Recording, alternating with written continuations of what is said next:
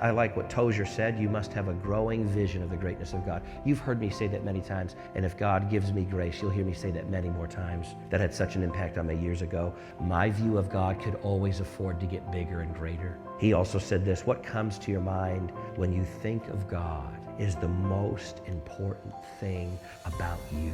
The most important thing about you is not what degrees you have. The most important thing about you is not what money you have stashed hither and yon. The most important thing about you is not what kind of income streams you're going to have one day when you retire. I'm not diminishing those things. I'm saying the most important thing about you is what comes to your mind and heart when you think of God. How often does God come to your mind and heart throughout the day? If you're not careful, the world will influence you to think that God is distant, if He's real at all, He's irrelevant. Your view or vision of God must be a biblical one, because that will be the determining factor in your life. You must begin with God, because everything begins with God.